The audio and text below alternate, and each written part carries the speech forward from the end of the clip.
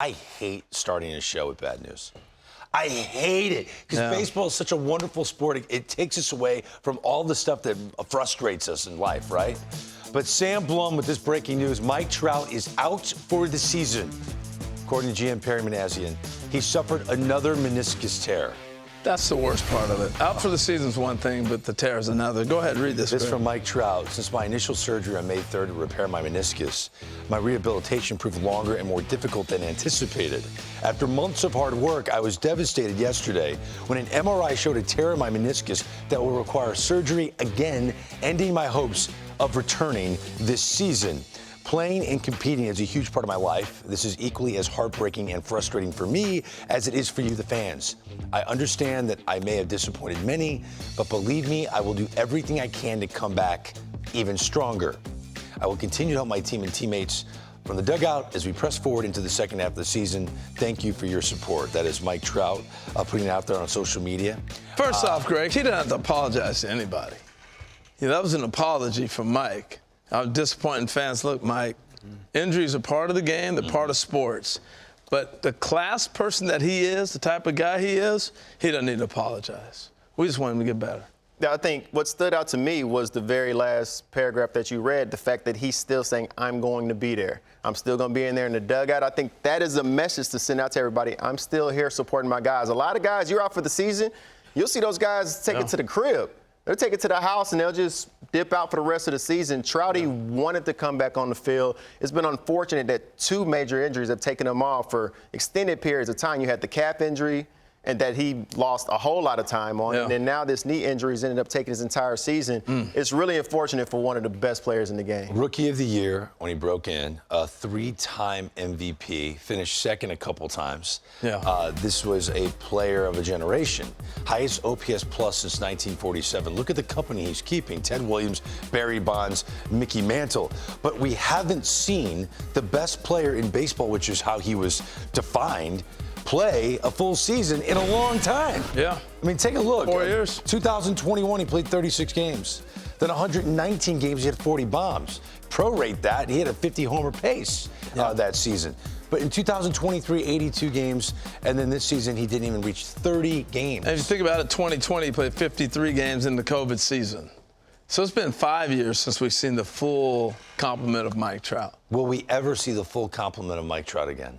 He's 32 years old. 32, yeah, he's still young. That's in this day and age with modern medicine, being able to keep guys healthy. If he stays and plays 150 games, which I think he can come back and do, then yeah, I think we can see that. I really believe this, Chris, that those compounding injuries back to back to back, you need a rest. He kept fighting to get back. Maybe this is the time he needs to rehab, rest, get the break, and now come to spring training ready to go. I mean, when you're seeing him come in, he's getting ready for rehab starts. Even though the Angels are struggling a little bit this season, you were excited to see Mike Trout stepping back on the field. My theory with injuries like this, when they start to continuing to happen, what ends up happening is that when you get on the field, all you can think about is trying to avoid injury. And the more you try to avoid injury, I think the injuries come on to you. So will we see him play 150 games?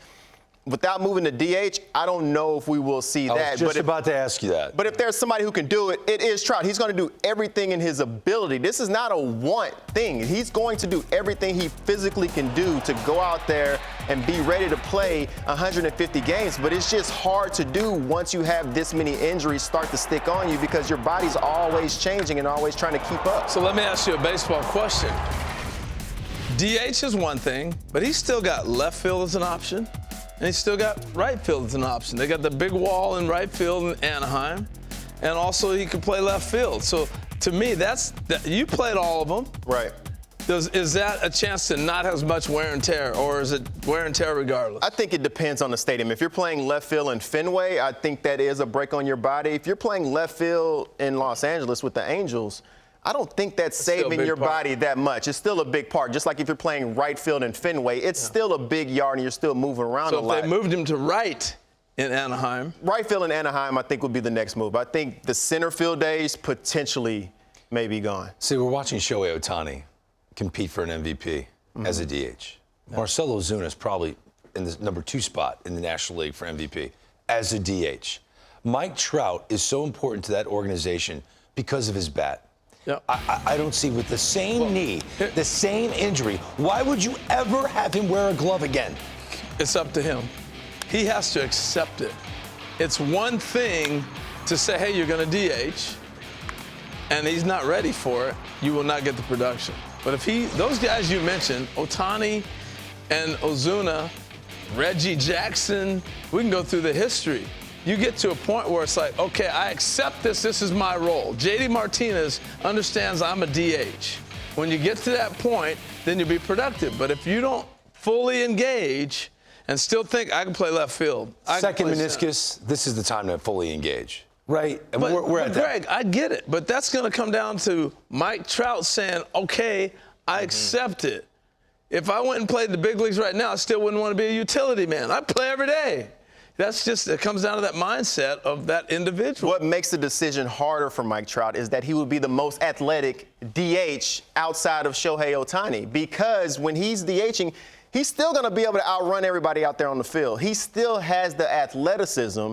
It's just, does him DHing really save him from that much injury? Because when we first heard about the knee injury, he was on the bases. When you try to overprotect somebody, you can't. It's just you got to go out there and play the game. And when you're going out there and play the game, things happen. So I'm with you, Harold, that it would have to be his decision that he wants to go out there. I mean, Greg has to accept the fact that you and I were on camera a little longer than he was. You got to accept it. You wouldn't accept it. We can change that at any moment. Exactly. We can change that at any moment.